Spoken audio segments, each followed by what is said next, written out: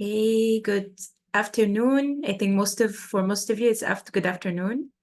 And again, it's lovely to have all of you today. And as we said, this is our last session for level 2 of this training program. And we're so happy to be joined by Bosun. You remember him from the open data training. And we also have Mohamad. And we're very happy that both of them will be talking to us about DataCite and the different things that it could offer. So Mohamad and Bosun, the floor is yours. Thank you, Lamis. Thank you. And Yeah, thank you. Mohamad. I Yeah. think we Yeah, we can start now. Thank you, Bosun. Yeah, hello everyone. We are really happy to be here with all of you today. Let me start by introducing myself because as Lamis mentioned, you met my colleague Bosun, but it's my first time to meet you. I'm really happy about that. I am Mohamad Mostafa, the Regional Engagement Specialist for the Middle East and Asia at DataCite. And today we are going to talk and introduce also DataCite to you, but also, we are going to give you a quick overview about open research infrastructure and the persistent identifiers as well. We hope this session will be useful for you, and we have also a Q&A section at the end if you have any questions that you would like to share with us.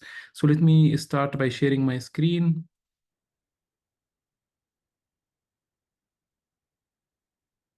I hope that you can see my screen now. So I will start with the first part by having a quick overview about open science, open research infrastructure, and the persistent identifiers. And then I will hand over to my colleague Bosun, who is going to talk more about DataCite and who we are.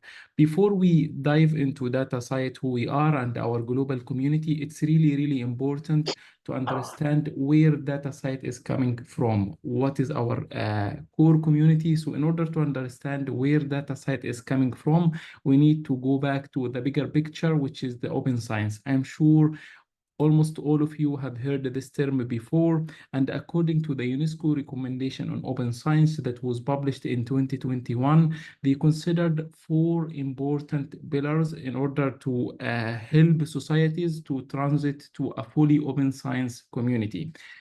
We have one of these pillars is the open science infrastructure. So this one that you can see over here. So this is where DataCite is working. We definitely support and collaborate with the other pillars as well for the open science, like open scientific knowledge, open access, and open research data. And we also, of course, support the open engagement with the society. But this is really where we are coming from, open science infrastructure. And in some cases, it will be also referred to it as open research infrastructure. So what is the definition for the open research infrastructure?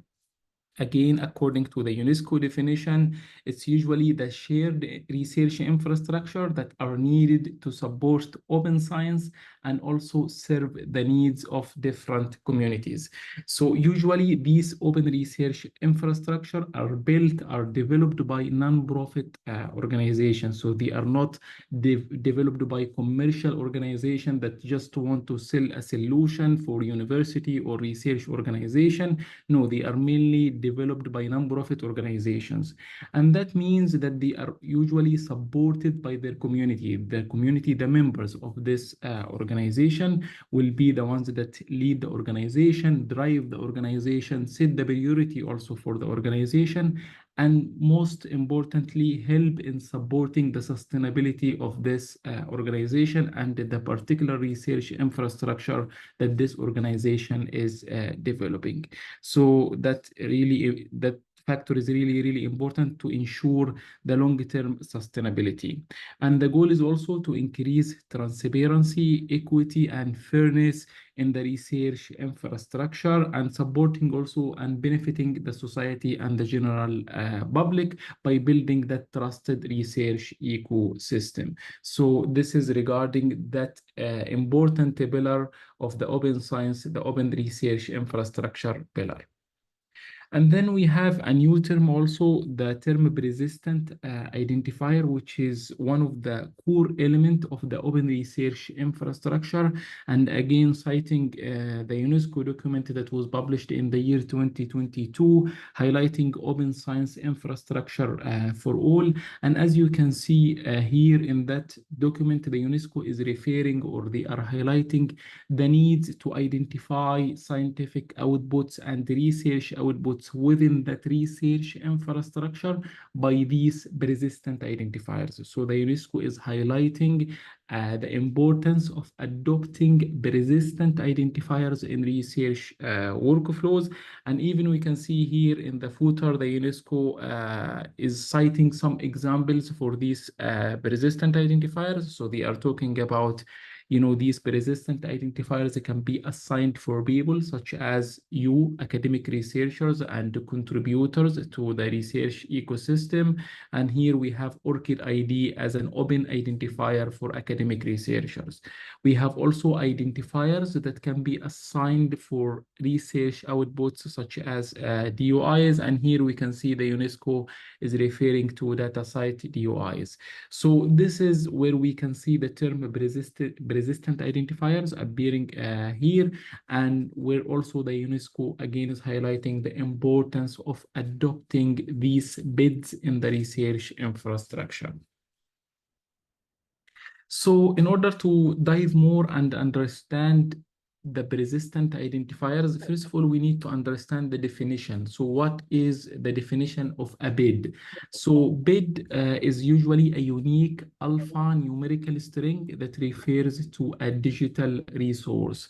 So that digital resource will always have a metadata representation about like the main information about that resource. As you can see here, this is an example. So this is, for example, a DOI. So this is the structure of a persistent identifier. And when you click on that DOI, you will be redirected to the landing page that has metadata information about that object. As we mentioned, there are different types of persistent identifiers. We have persistent identifiers that can be assigned for objects such as research outputs and resources. And we have here the digital object identifier. We have also persistent identifiers that can be assigned for people such as academic researchers, again citing ORCID IDs. And then we have persistent identifiers that can be assigned for places such as universities and the research organizations. I included here a few examples for each type, so just to make it useful for you. So here we have an example for a persistent identifier for a research organization. So I included here the Research Organization Registry, or ROR ID, for University of Nairobi. So this is a unique identifier for University of Nairobi. And as we can see, different element of the metadata information about University of Nairobi, such as, for example, this is the name in the local language. This is also the name, the abbreviation for University of Nairobi, how it will be written in some occasions. But generally, this is the unique identifier, the unique open identifier that refers to University of Nairobi. I included another example, but this time it's not a university or an institution, it's an association, research association. So I included the ROR IDs for the Sudan Childhood Diabetes Association. So this is a research society that produces research outputs, and I included here, we can see in this example, this is the ROR ID for this association. And we can see also part of the metadata information for this association. We can see the abbreviation, we can see the organization type, we can see their location, where is this organization located, and we can see further metadata information like their website and other identifiers as well. So persistent identifiers or research organization identifier that can be assigned for universities, research associations, and learned societies as well. And then we cited the example of ORCID as a contributor identifier or open persistent identifier for academic researchers. I'm sure you all are aware of ORCID. If not, please go to orchid.org and sign up. It's a free of charge to create your own ORCID record. So what ORCID will allow you is to create your own record, and then you will get this unique 14-digit for you. So regardless the way that your name is written in your own language or in English language, you will always have this unique identifier, and it's highly recommended to keep it with you whenever you are publishing a journal article, whenever you are applying for a grant, whenever you are depositing a research output that you contributed to into an institutional repository. Always include your ORCID ID, because this is a unique identifier that is linked to you as a researcher. And what you can do also is you can include and all your research outputs. We are not talking about journal articles only. We are talking about your dissertation. We are talking about your research reports. We are talking about your data sets. We are talking even about your presentations. So when you go and attend conferences and you prepare presentation to share with your fellow researchers, this presentation is part of your research outputs. So when you go back to your university, if you have a repository, please go to your librarian or go directly to your repository, deposit it, and it will be fantastic if your repository is connected with DOIs. Then you can also add this as a research output that you contributed to, and it will appear in your ORCID record. So it's really important for every academic researcher to have their own ORCID IDs, and also to maintain it by adding all your research outputs to that record, not only your journal articles publication. So this will be really important when you, for example, apply for a grant or submit an application for a funder, and you include also your ORCID ID, so the funder can track all your research outputs. They can track also all of your publications. So this is really important. And then we have, as I mentioned, the persistent identifiers that can be assigned for object, research object. And here we are talking about the digital object identifier, or the DOIs. Here we can see an example for a research output. It's a data set in particular, and this is the DOI for this data set. So this is the unique identifier that has been assigned to this particular data set. And this is the landing page for this data set where this DOI link will resolve, and we can see a representation for all the metadata information, again, to the definition of the bid.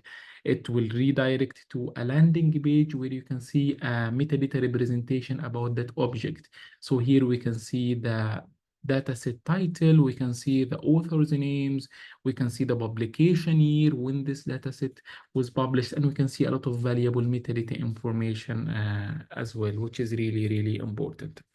So in terms of global adoption for these different types of persistent identifiers, there are some challenges that the community is facing in order to increase the adoption for all of these different bids. So here I'm talking from DataCite point of view, and I also think that different bid or organization will also share these challenges. So there are low levels of awareness about the value of persistent identifiers. So again, thank you so much, Lamis. Thank you so much, Aaron, for giving us this opportunity to talk to the community and to highlight the importance of bids in general. There is also low levels of awareness about the value and the impact of integrating bids in research workflows. And in some communities, there are some technical gaps and the lack of national bids policies. And in some communities also, we can see some financial barriers for organizations to adopt these bids in the research workflows. And also in some communities, there are lack of underlying open research infrastructures. For example, within the DataCite community, some communities will not have the proper open access repositories already in place. So, or they will not have these type of national repositories within a country or within a research organization. And of course, in some communities, there are lack of national policies that supports the open science and open research and help in making it a reality. So again, everything will come back to the open science concept that we talked about earlier.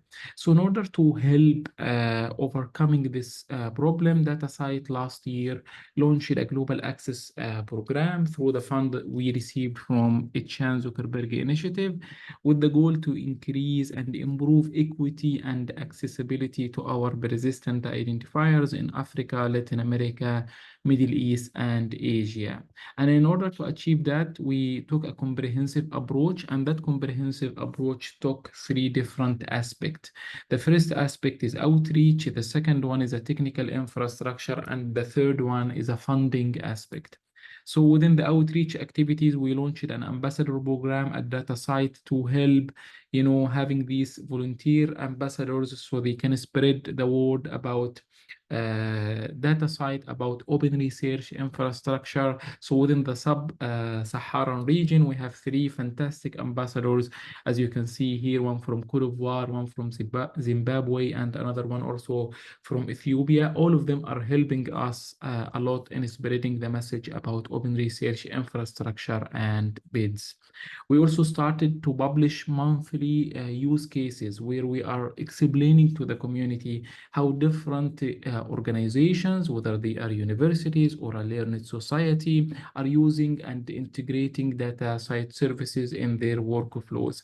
So we think that this will help us also in increasing the adoption, and all of these use cases are published at the DataCite blog, and this is the URL where you can access all of them. We also have a funding opportunity. This funding opportunity, we started launching it last year. It's a program called Global Access Fund. So we launched it in September in order to support communities that have financial barriers that is preventing them from increasing their adoption for persistent identifiers. So we launched this funding opportunity last year, and we received more than 185 applications, and we ended up awarding 12 organizations from these countries, as you can see. And the good thing, we are also opening a second round for DataCite Global Access Fund for this year, as I will explain.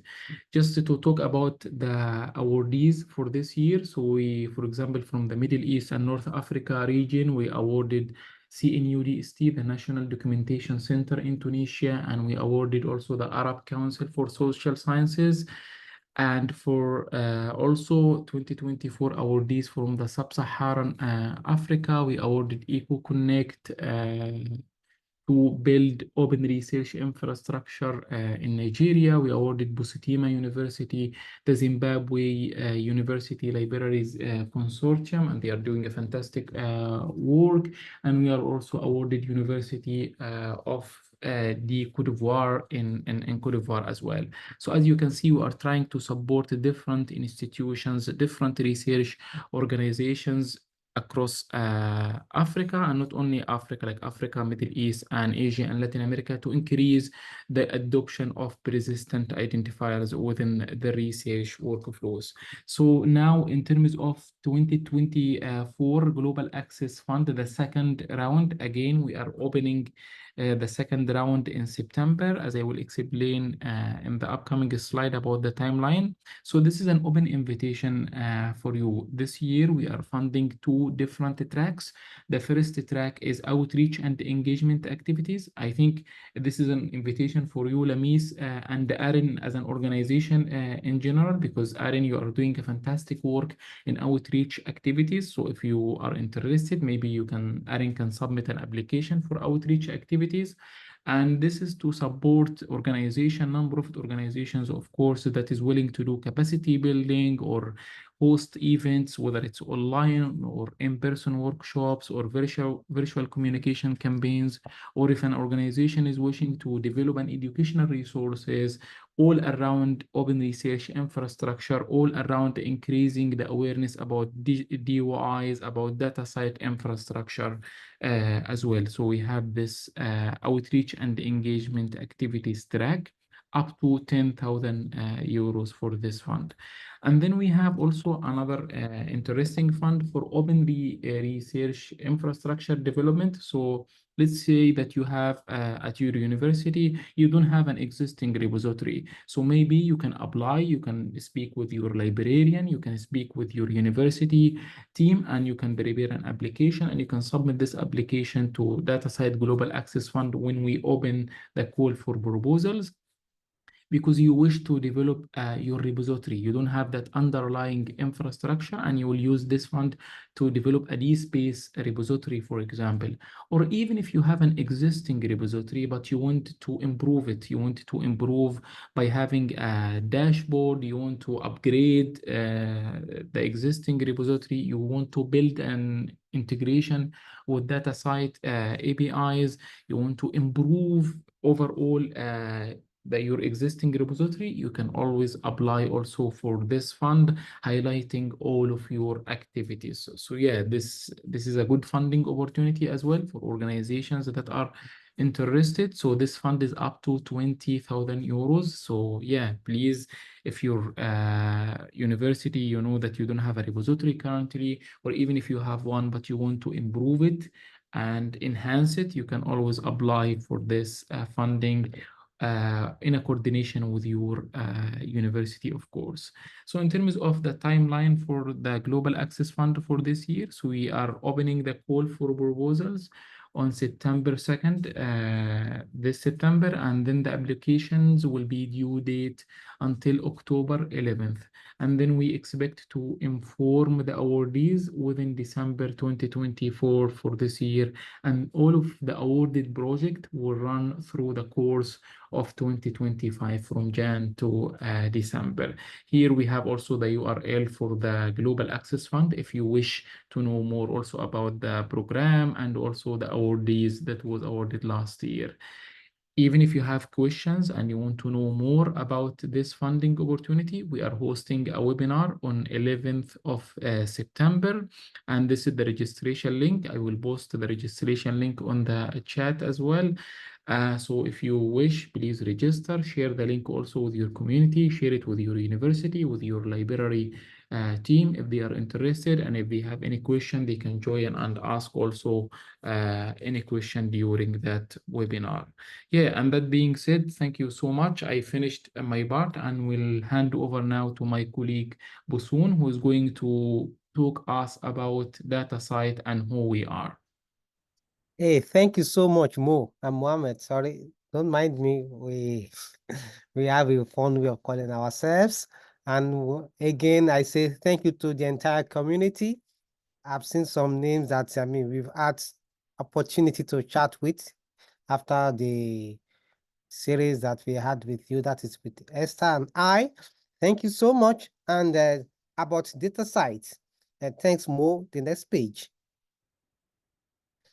Now, DataCite is a global community. What we mean is that we are not a company that is making profit, but we are just like how you have a community in Africa. We have Aflia, we have iAssist.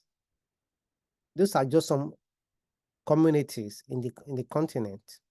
So the same thing here.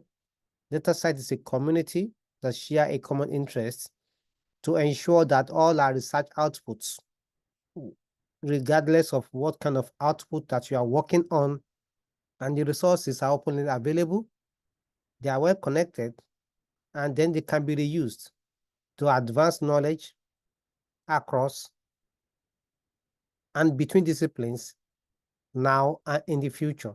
So we are churning out a lot of research work in the continent, in the region, and this work, some of them, they are not visible.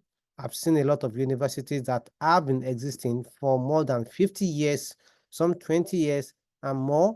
Most of our work are not visible, and that's why we need to bring them out. How do we do that?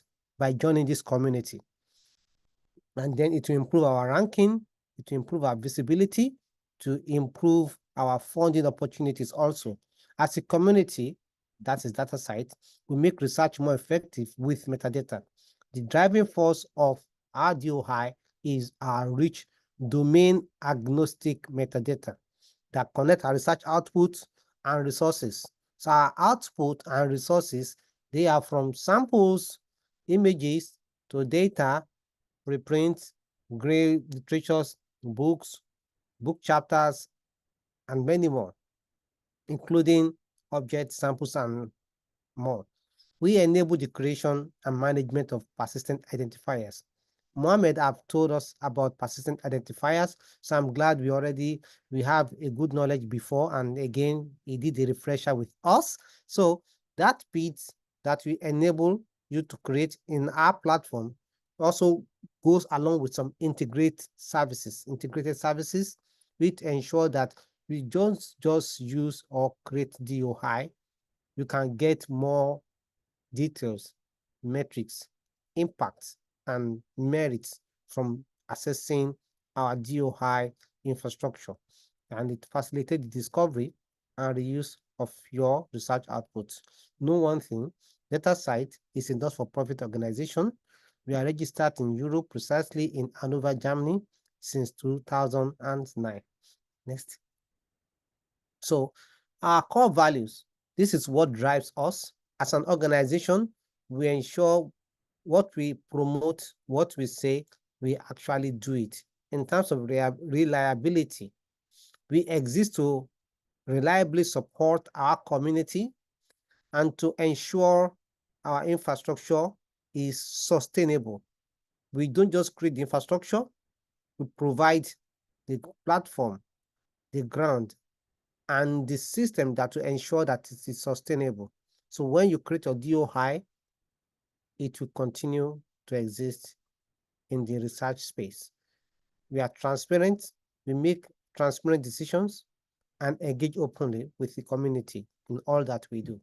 So DataCite, like I said, we are managed by our community. Our members make a decision, and we work together with our members to ensure that we are transparent. We do not play hiding game, and you can always trust us. We seek to be a trusted partner for our members and community stakeholders by delivering services that uphold community principle, and we ensure inclusivity. We support a global community, and we value diverse perspective. Next. So we sustain our services beyond just giving you DOI. At DataCite, we have other benefits for being our member. The most common one is the creation of DOI, which is created through our platform that we call Fabrica. Fabrica is a system that we house our DOI infrastructure, and it is from there that a lot of APIs are built where all the harvesters, they harvest information from. So you also create your DOI from this Fabrica. You can also integrate that Fabrica into your repository in such a way that right from your own system, once you log in with your account, you can create DOI on your own repository. So that talks about the integrated services. And then we have a lot of workflows, the APIs for integrations. We have dashboards and reports. We have link checkers. When you are a DataCite member, you can have access to your metrics. What I'm sure many of us will know about Altimetrics. You can use our APIs to have that available on your system. So you don't need to pay additional money to be checking your impact, to do other integrations that you may desire.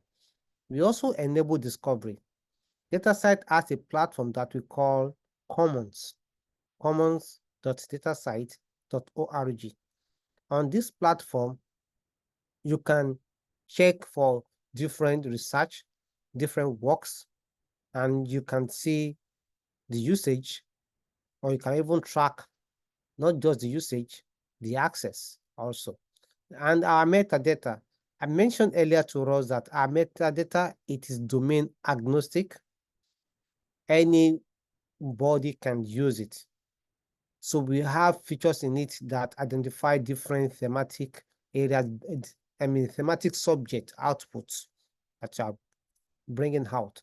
If you are talking about audio, video, you're talking about, object artifacts, we have related identifiers or some certain kind of definition, which is a simpler way of explaining it within that metadata that will capture your research output type, and then we promote reuse. What we mean is that that metadata is just giving information about your research output, but you control the actual research output. For instance, if you have your data and you don't want people to access it immediately, or you want it to be reused with certain conditions, your license type will define it, and you can put your data under embargo. Embargo implies that it is not available for certain period of time or perpetual. And then we also support the citation of your work. Next, Mo. So we have told us that we're a community. We have 5 prongs that we could consider as our membership types. Membership, our community, not the membership. Our community, there are like 5 different communities that you can look at. The first one are our members. These are the people that are actual DataCite members. They create our DOIs, they are mixes of our metadata, and this includes organizations, institutions like universities, consortia, we have government agencies, scholarly publishers, corporate R&D, and then we have the galleries, libraries, archives, and museums. We also have those we call the integrators. These are the ones that use our, let me call it the APIs, our services to enable the registration, the reuse, enrichment, and distribution of research outputs and resources. We work with metric platforms, so they can use our metadata and DOI to create metrics.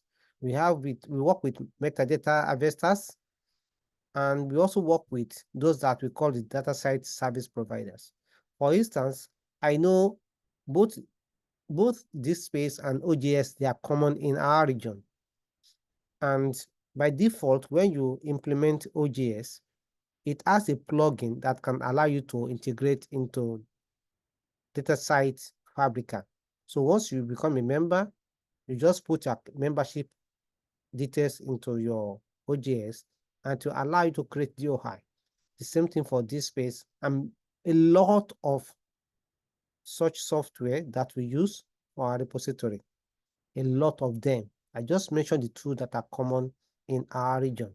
We have Sican, we have Dataverse, we have Fedora, we have, there are so many, PKP, there are so many of them.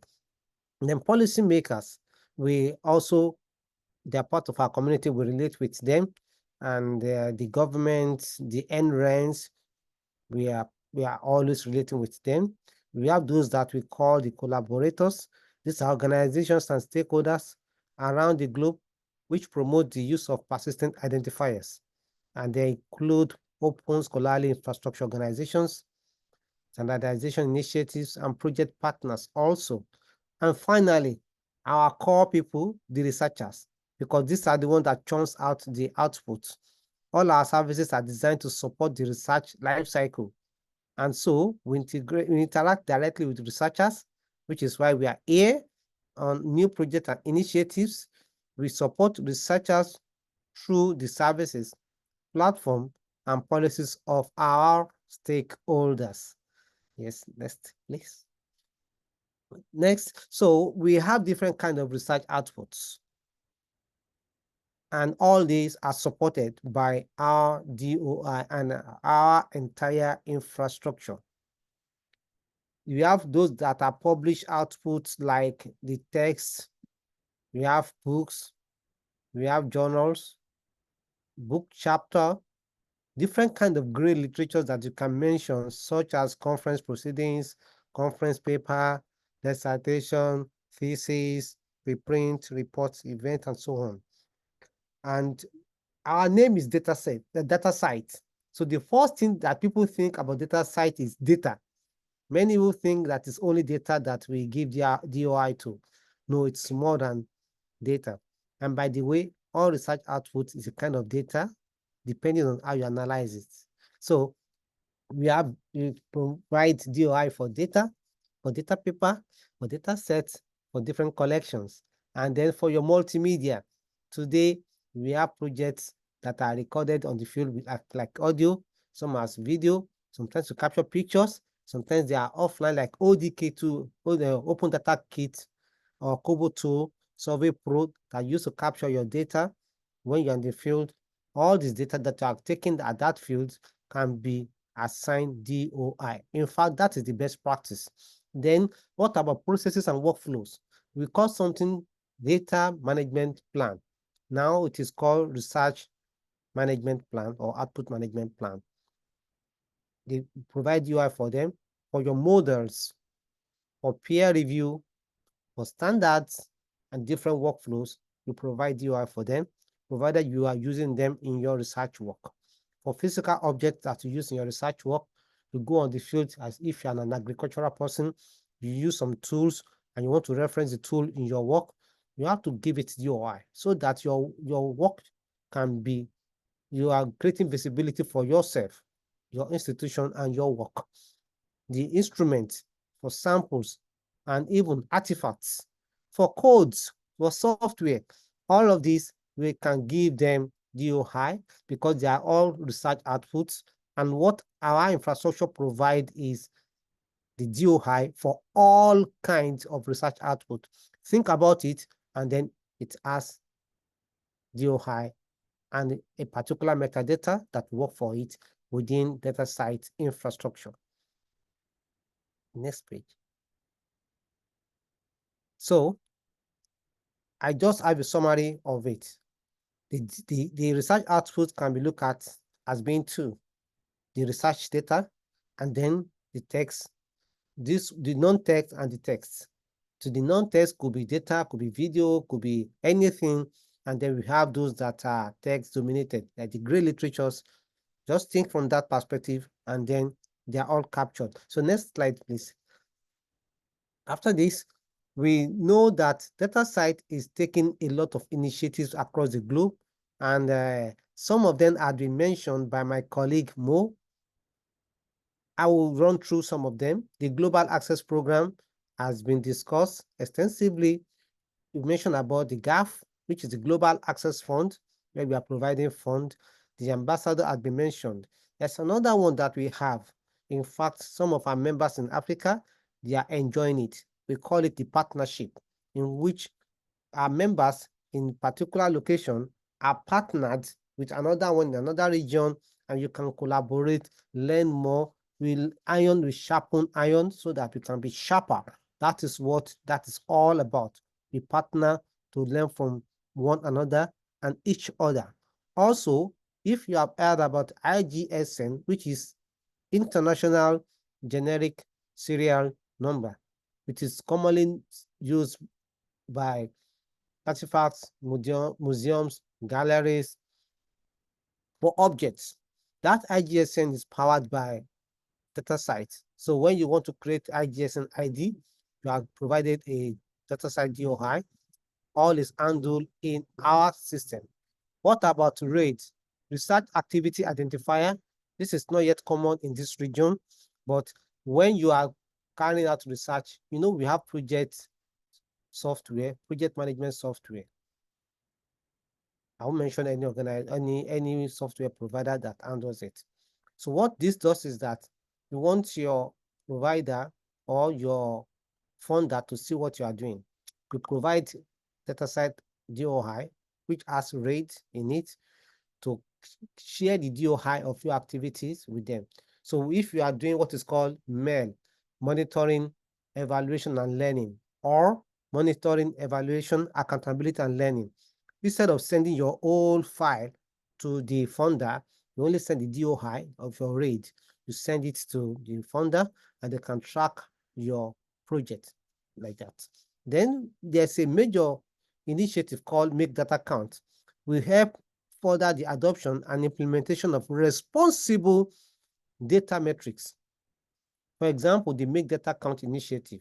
You can go to makedatacount.org to check more, to learn more about what this is doing. It's like a monster that's aggregating different data sets, their DOIs across the whole world, and you can see metrics, impact, live visibility of how your data is impacting. Then Mo talked to us about ROR, Research Organization Registry. We also support the community. We'll support it to ensure that you don't need to make payments when you are creating ROR for your organization. I don't know whether we are aware about retrieve data. If you have a data repository, you need to have it registered in retrieve data. That retrieve data will contribute to the development of repository discovery initiatives. And we are part of that growing community to ensure that your repository is visible and trusted. Next slide. So our community is growing, and we are growing every day. We have over 3,200 repositories. When I talk about members, I'm talking about organizations that are direct members or consortia. But we have over 1,400 organizations with more than 60 million DOIs resolving in 52 countries at DataCite. Next slide. When you are talking about the resource types, the data here is extracted on May this year. You can see that there are over 18 million data sites that has DOI. We have physical objects, those are IGSN related, more than 14 million. Text, you can be considering like thesis, dissertation, and so on. The images also. So this is just an example of kind of DOIs that are created, and it is taken from our registry. Taken from our registry. You can look at it at peer review today. If you are using if you are using OJS for your peer review infrastructure, you can actually create DataCite DOI for your peer review, so that it is a link that will be checked. And don't forget that DOI is a bedrock when you use it effectively to help you get enough visibility for your work. Before I go too far, the next time when you want to share a work that you have done, PowerPoint presentation that will be in the public, or you create an article, a report, you want it to be given to the management and other people will be seeing it beyond your institution. Do not share the file. Do not share the file. Share your DOI. It may look little, but you never know who is going to cite it, who is going to see it and reference you and needs you. Thank you for that. Let's move to the next slide. So the DOI value and importance. Persistent identifiers has already been defined by my colleague. So I will not bother us again. And I know there was a training that this was discussed, and Mohamad discussed how it also works. I'll just mention what OSCI mentioned. They say that persistent identifier is a digital identifier that is globally unique. It is persistent, machine resolvable. Persistent means that it doesn't go off. It has an associated metadata schema and can identify an entity, maybe a person, a researcher, publication, award, organization, or research output. And is frequently used to disambiguate between entities. So 2 persons can be Mohamad, Bosun, but no 2 persons who have the same identifier, Mohamad, Bosun, or even you can have the same project title, but your DOI may not be the same. So a DOI has different components. We have the first part that is called the proxy, which is being handled at the root level by DOI system. Then there's a prefix which is designated to DataCite by the International DOI Foundation, and then your repository as well as your research output get your suffix. And this is driven by the metadata that we explained earlier. Our metadata has some different parts. We will not be going to that today because it's going to take a whole day to look at how our metadata makes your research output to be seen globally. It is a fantastic work that has been done behind the scene. The community keep on improving on it, and it will keep on getting better and better. Next slide, please. So DOI helps you to improve your visibility and discoverability. It enhances the accessibility of your outputs, and it makes your research data set fair. If you are using research data set or any output, it can easily be founded, it can be accessible, it helps with your interoperability and reusability. DOI is not just giving you identifier, it is helping you to comply with the best practice across the globe. It will help you to obtain recognition for all your research outputs beyond journal articles. And that was why I said, any work that you do not share that file, share your DOI. If you are taking anything home today, take it that do not share your file, share your DOI. That is the beginning of creating visibility for your work. Then to increase your citations. It will connect your research output and resources with a global ecosystem. It increases the impact of your institutions and promote open research practices and fair principle. Yes. Next slide. Now, just show you some of, I'm run through this one, some of outputs that has DOI. You can see that we have DOI for images, we have it for thesis, we have it for reports. So you cannot just say, this output, only few people will cite it. You never know. You may fail to make impact and to make impact. Why not give it the DOI? You are a supervisor to students in graduate or undergraduate or doctorate. That work that you're supervising ensured has the appropriate DOI. You have created some image, you're in social science, you gather some data, and you want to dump it on your desktop. Don't dump it on your desktop. Put it in your repository, create DOI, and make it visible. So that is what it's telling us here. Next slide, please. That work is important. And look at it, even graphics. You design something and it is going to be in your work, or you want to post it somewhere. Why don't you create the DOI so that you can get credit for your work? And also, when you have software, you have your GitHub account. GitHub people download it, but are they going to reference it? You give that software in your GitHub, you give it a DOI, and then you quote it in your work. It's going to create visibility for you. People will see that you are working. It's going to distinguish you from that GitHub repository, because hundreds of thousands of people use GitHub, if not millions.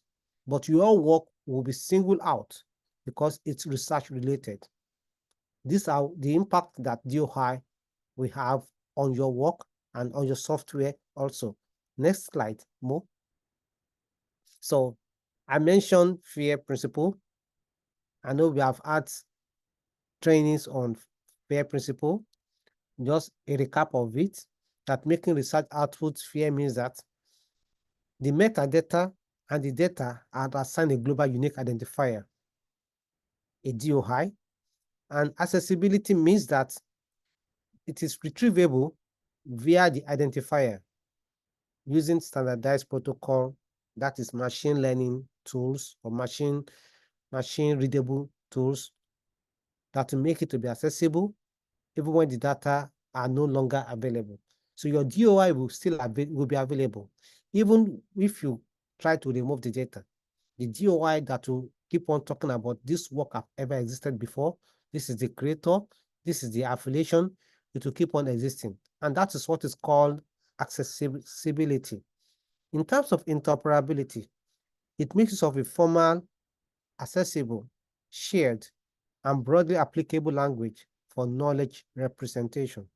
And then in terms of reusability, the metadata are richly described with a plurality of accurate and relevant attributes in such a way that when those attributes get into the open space, people will know that when I want to use this kind of research output, I must provide credit, I must give appropriate attributes to the authors or the co-authors, as the case may be. Next slide.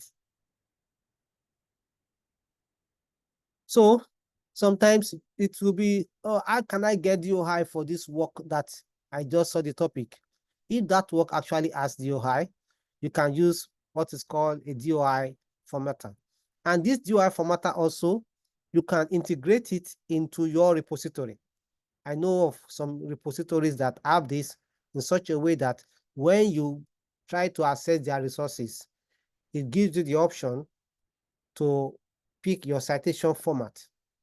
So to format your DOI in the citation style that you want to use APA, Vancouver, Chicago, IEEE, what kind of style are you looking at?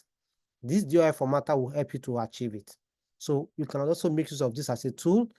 I hope it's going to be useful for you now and in the future. The DOI formatter. The URL is citation.crosscite.org. Next slide. So now back to our business. We connect research. In connecting research, next slide, you have 4 major factors that are directly related to you directly. And indirectly, you have 6. Now, what I mean by directly is that you as a researcher, you have an identifier that uniquely identify you, and that is called OCID. Once you are a researcher, you need to be affiliated to a particular organization. For instance, LAMIS is affiliated to AREN, is affiliated to AREN. And as AREN is doing a lot of work to support researchers across the region, we are supposed to have our own repository where you can register it with retrieve data. So that is the registry for your repository.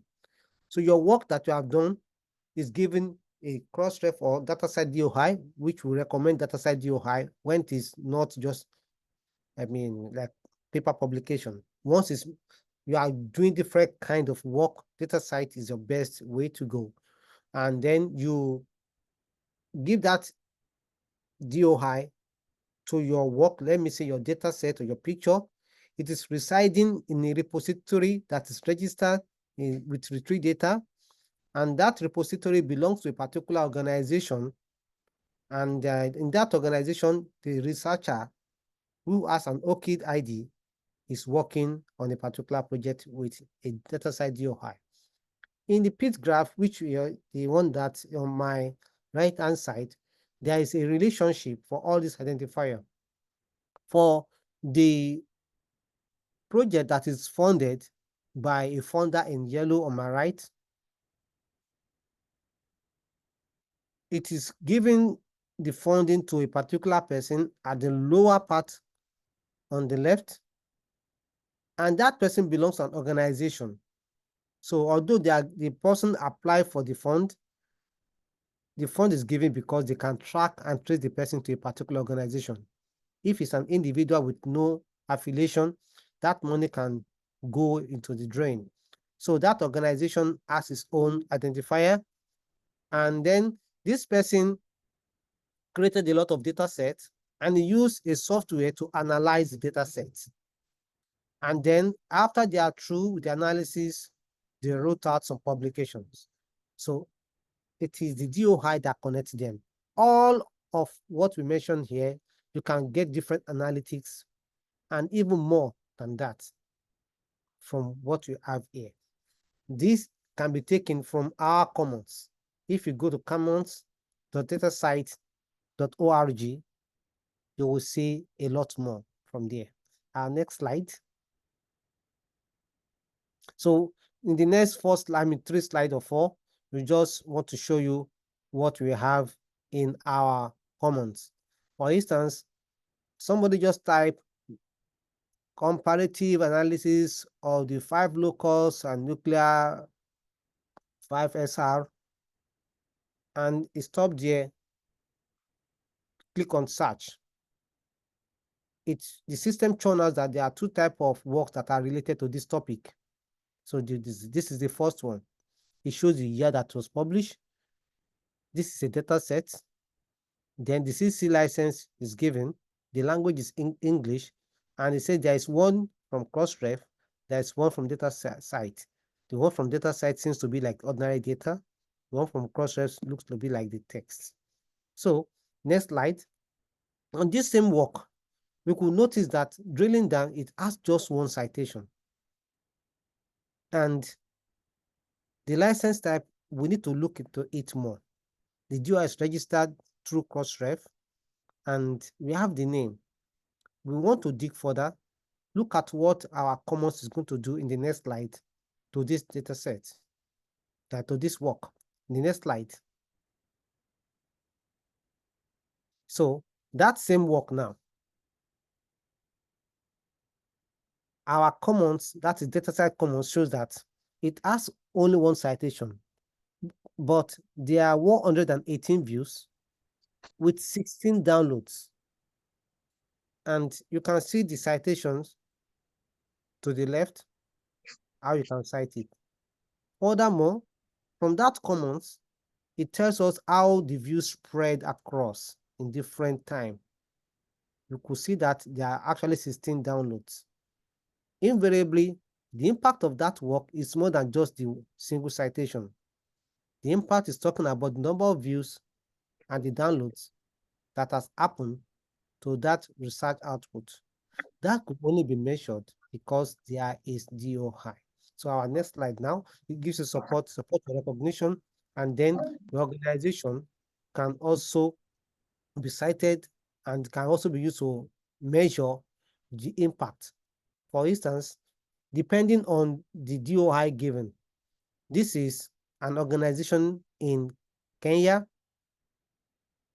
Oh, sorry, this is not for, sorry, this is, sorry, this, that one's on my head. This is from an organization that is, I mean, French, we call it French Consortium. They are based in France, and they said they have over 1,700 works with 948 citations. However, if you look at the view, it's almost 250,000 views, and they have over 37,000 downloads. That is really, really massive. So you can see the impact of the work that this organization is doing and their impact across the globe from our commons. You can see that majority of their work, their data sets, and their license is CC BY 0. That means that they just want you to attribute their work, just cite it. That's what they're asking for. And then the publications as the year rolls, you can see it there too. So your organization can see their impact as it's affecting the global research landscape using our commons, which is a platform that we provide for everyone to access. The next slide. And now we really want you to be part of us. You can be, majorly we have 3, but 2 more that I'll focus on. I can even call it 4. Today, I'll talk about the direct member and the consortium lead member. The direct member is an organization that registered directly with us. They support our mission. And this organization, they work with 1 or more repository within their organizations. So I can say that I can mention at least 1 or 2 organizations within Africa that are direct members, and they are creating a lot of DOIs. We have in Ethiopia, one of is a research organization. They churn out a lot of data sets, and they're in Africa. They have created over 500,000 DOI within 2024 alone. That is Organization of Southern Cooperation. Their work is open. So they'll be happy that I'm even mentioning their name now. Now, this work that they are doing, they have different repositories. As a direct member, you can create as many numbers of repositories that you want, and you create DOIs from them. The repositories are under the same administrative structure as the organization. So the repository will not belong to another organization in, maybe, let me say, one name in country A, or even one name in the same country that they have.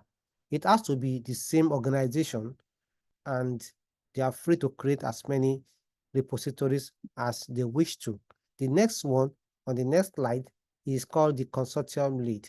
This one, I can liken it to a parent and children relationship. It's a group of like-minded organizations. In many countries in this region, we have consortium of libraries. So a consortium lead in each country could be like a consortium lead. I know in Malawi, you have Malawi Library Consortium.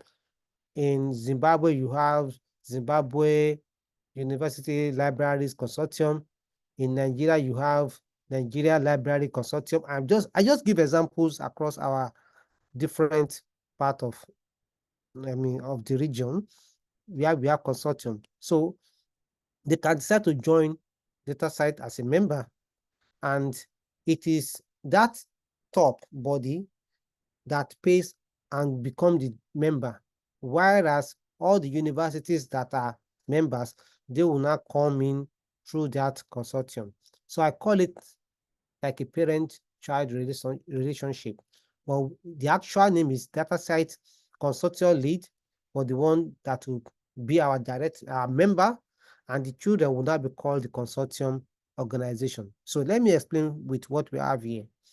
They are like-minded organizations that have come together collectively, and they participate in DataCite community and governance activities. They use DataCite DOI services.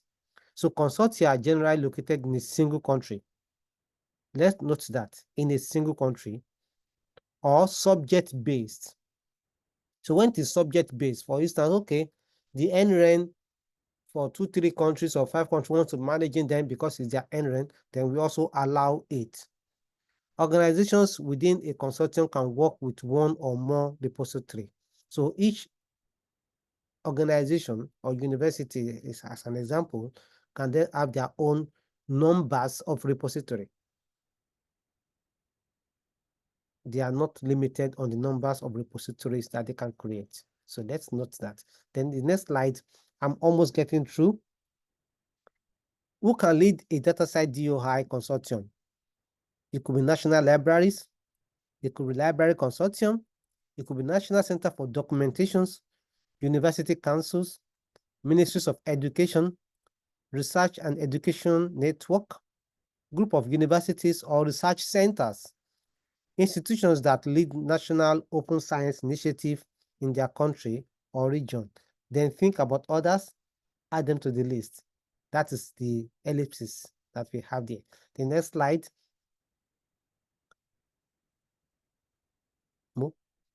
Yeah. So we told us before that our repositories are growing, but this is like a breakdown here. If you look at the 4474, it indicates institutional repositories. These are the repositories in our various institutions. They are the largest. And that is why our community are the researchers that we have here now. We are the leading members of DataCite. We are the one that churns out research output. We encourage you to join us so that we can grow more together and add more to the global community, our research work. Next slide. So, some of the platforms that we all know, they are members of DataCite, and they subscribe to our DOI services. I'm sure a lot of us know about Figshare, Zenodo, Data Planet, Pangea, Archive. Even Africa Archive is part of us. It's not here. Geoscience of Australia, many more. They are all triad. They are part of DataCite. We are supporting their repositories. They integrate with our system, and we are looking forward to have you also join us. And if you look at my left-hand side, we have other software. That is other kind of software that has been used. This space is having the largest number. We have OJS, we have Dataverse, we have InVenue. So those are more and more that are coming that you can join. You can have them installed in your institution. Secan, InVenue, Dataverse, ePrint, Fedora. I mentioned them before, and there are still more, but these are just the prominent ones. Next slide.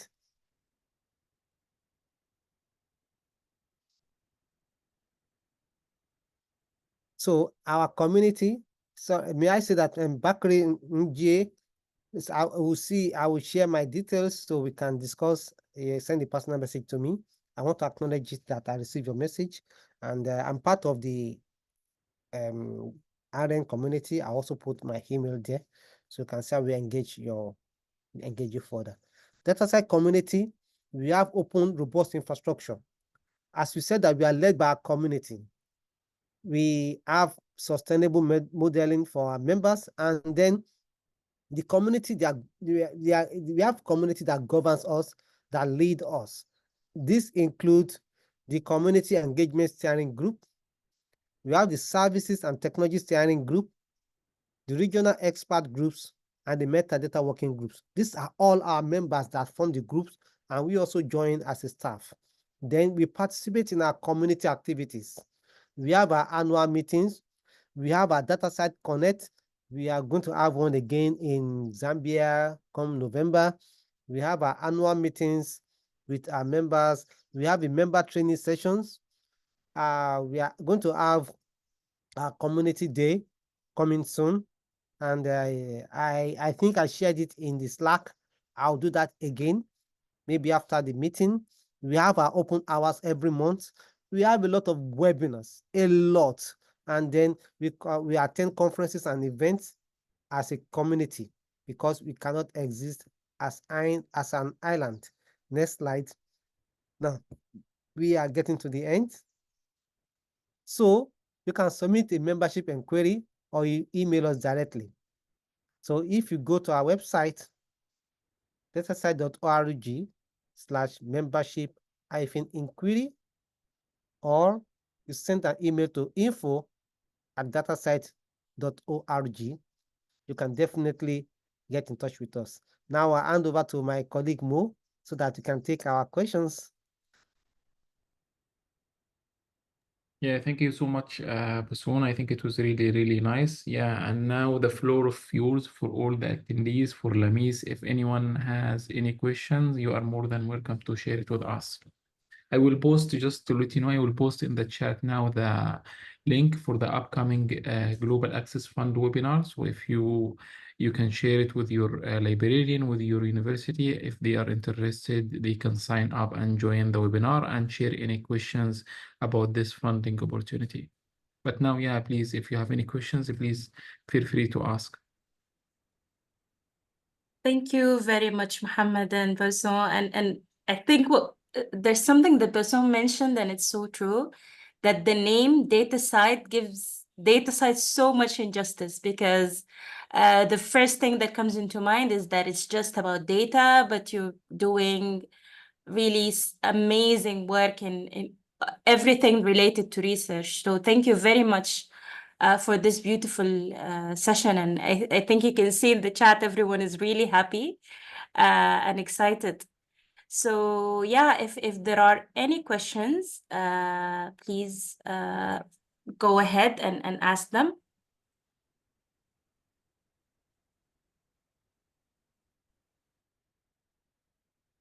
I think that there was a question by Joseph. is that he was asking about where the resources could be found in DataCite. Joseph, if you could sort of tell us more about what you mean about the resources, which resources you're, because there's so many resources. Okay, thank you, Davis. Hello. Yes, yes, we hear you, Joseph. Okay, thank you. So I would like to thank very much our two speakers for the insightful presentation.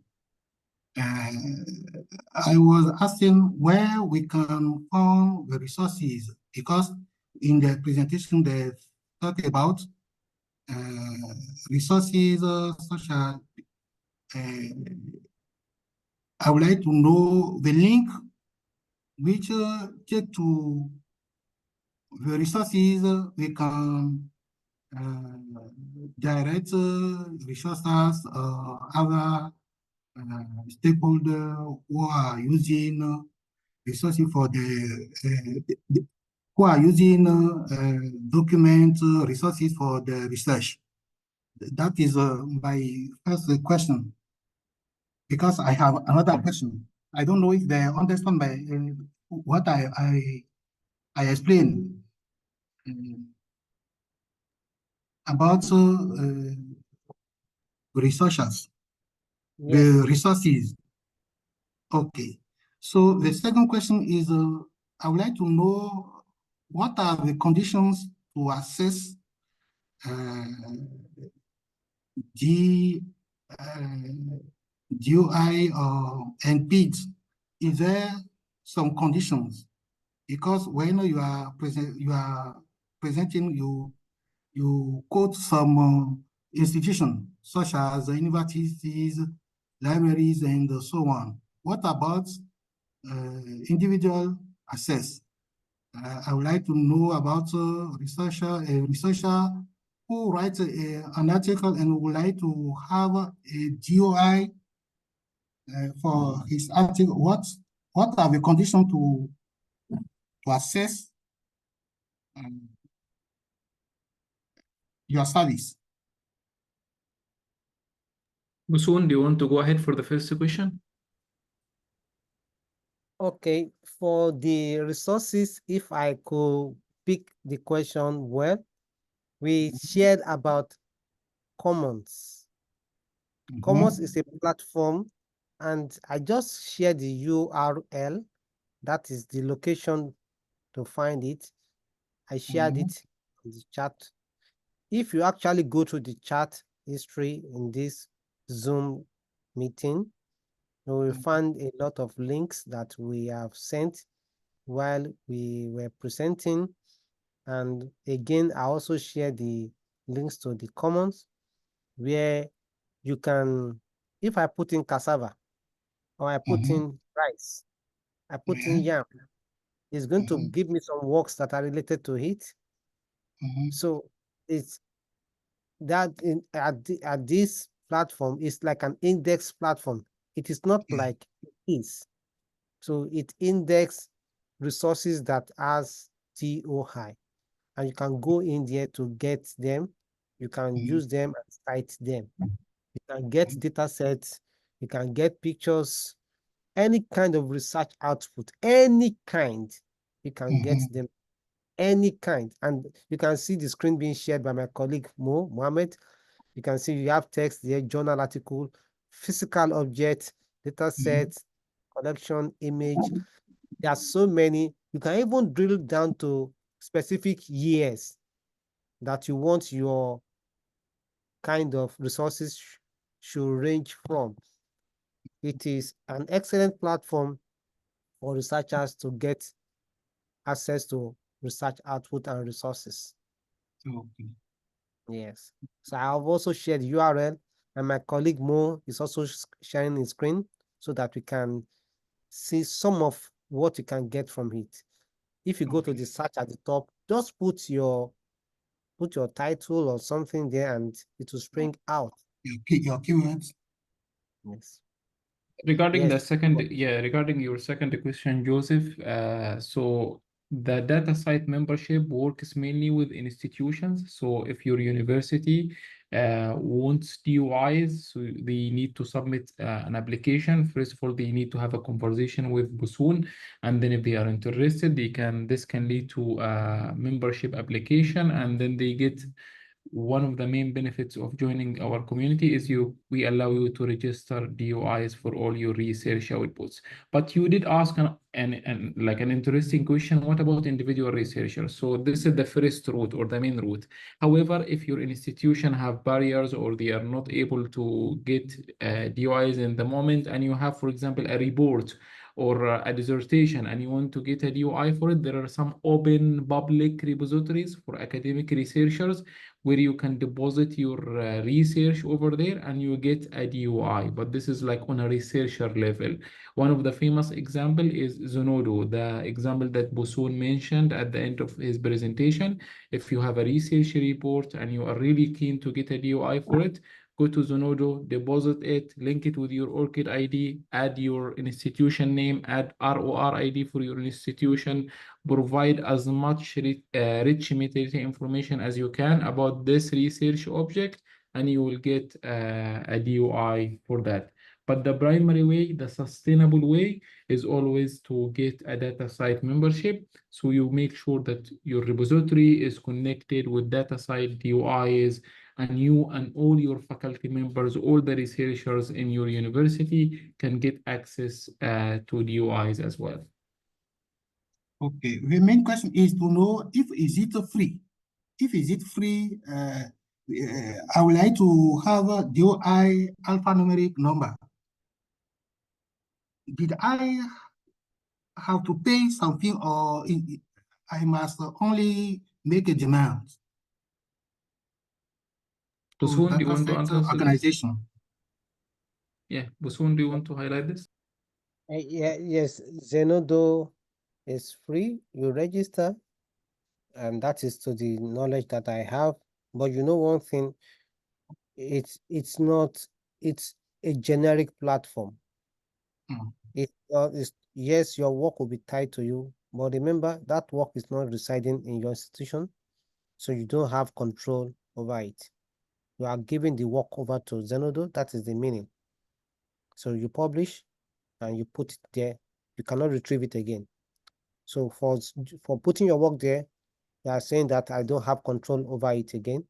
That is the meaning. So, but if you want your work to still have control, it's good you have it in your institutional repository. Zenodo is free. Yes, but you know, what are we struggling against is not having control in one's work is very bad. So, because we know that it's a cost. The yes. cost of this is free. Yeah. Okay. So I asked the question because we know nowadays that there are open science is promoting open publication, what we call a diamond journal, so we can publish freely. So that's the reason why I was asking if access to DataCite is free, as we can publish freely our document or our research. But I know it is not also free, because when one publishes his document, it is better that it has control on it, and to know where is his document. It's not good that this researcher go to everywhere. We want to know what he's doing with that research results. Okay, I'm okay. Thank you. You're welcome. Thank you so much. Thank you very much. More over to you. Yeah, thanks, Bosun. Yeah, if anyone wants to have any questions, Lamis, do you have any questions? Yeah, I think there's a question in the chat. As Musa asked, is there any similar institution or society that give DOI other than DataCite? Yeah, Bosun, is it fine if I answer this one? Yeah. Sure. Thank you. So we have a partner organization. It's called Crossref. So maybe some of you are aware of them. So Crossref is a partner organization to DataCite, and they also provide DOIs to institutions. So the main difference I would say between us and them is that we mainly work with research organizations like universities and the research institutions. So if your institution is following a depositing workflow like repositories or data repository specialized, the ETD repository, for example. So yeah, the best option in this case is to get a DataCite membership. But if you are following a publishing workflow, like if you have a journal, one academic journal within your university and you want to get DOIs, then we recommend getting a Crossref membership. So this is the core difference that I can highlight in this case.